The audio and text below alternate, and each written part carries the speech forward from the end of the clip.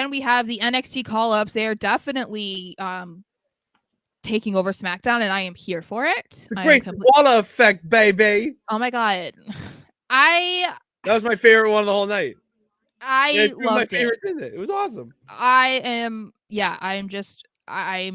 not obsessed with him, because I would say I'm obsessed with Pretty Deadly. I'm not obsessed with Grayson Waller, but I am here for Grayson Waller. Like, he is just so good. I can't. Like, I don't know about his in-ring ability. I'm not super familiar with it, but on the mic, dude, this guy could sell you a trash bag. Like, come on now. Yeah. I'm excited.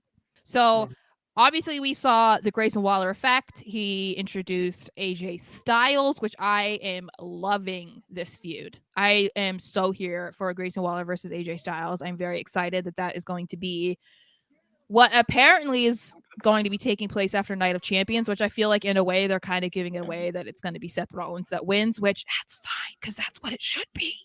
But yeah, I mean, you're not hyping this up between Waller and AJ Styles for it to not happen. So they talk about the World Heavyweight title match, and basically Waller just continues to suck up to Styles and just be like, oh my God, I have goosebumps. Like, oh my God, oh my God, you're AJ Styles. You're so accomplished.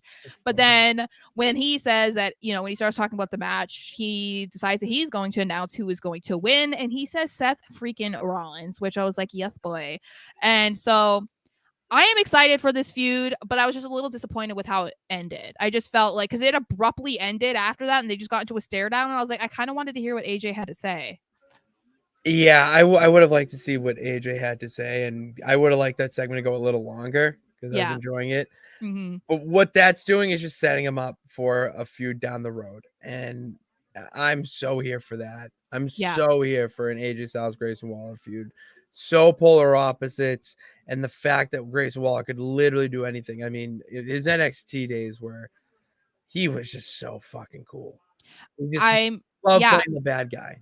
Yeah, this is the personality that I feel like Austin Theory needs, because this is like, if this continues for Grayson Waller on SmackDown, I mean, first of all, he's already being handed AJ Styles, so they obviously that expresses how much they believe in him. But the personality that he has is what Austin Theory needs, because I think if that were how Austin Theory was, we wouldn't be sitting here being like, huh? What's Theory doing?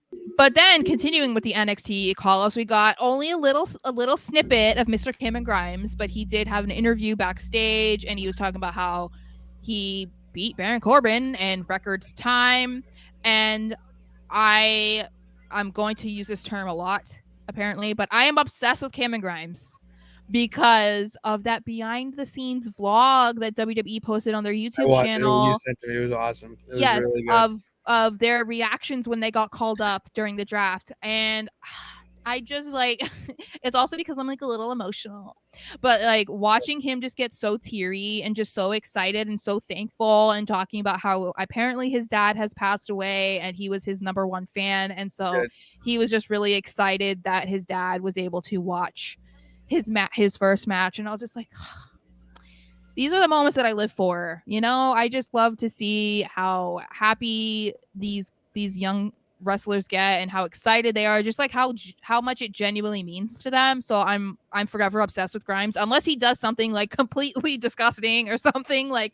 It's gonna take a lot at this point. But yeah, he comes off so genuine. And learning about him through the Matt Hardy pod, they did a whole episode on him. Go check it out, Extreme Life Matt Hardy. And when they talk about him, he just loves wrestling, and he just is doing it not for the money or anything, just because of what you said of it was an option, but he's doing it because he grew up the biggest wrestling fan. His dad was in it with Matt Hardy, and like growing up in the Omega, it's nice because you don't see that a lot now. You have to really kind of be like, oh, did they, and kind of guess, or wait till they make a reference, like stuff like that. Yeah. So I'm really excited to see what they end up doing with him, because it was just that little moment. But I mean, obviously he had a pretty iconic debut beating Baron Corbin in like 10 seconds. So I'm sure he's not too upset about it. And then we also got Alba Fire and Isla Dawn versus Jobbers.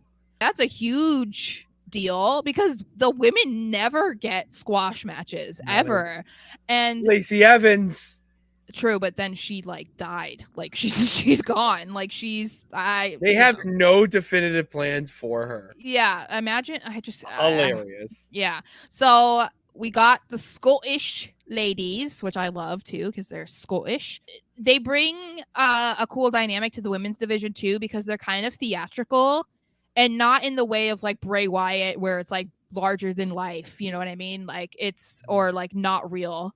So I thought that was cool. And anytime that you see the women do something that the women don't normally do, I'm here for it because it's cool to see that they got a squash match. So I'm excited that we got so much of the NXT guys because then we had Pretty Deadly on too. So they were just like full force front and center on SmackDown, and I was here for it because it wasn't something that we're sitting here being like, oh my god, all these guys from NXT, they just like dominated the show. It's like, no, that was the best part of the show. It's a future, baby. Yeah, and I don't feel like it was something that like disappointed you. Like I don't feel like there's really anyone that people were sitting there being like, oh, I wish I would have saw so and so last night. So I thought that was exciting.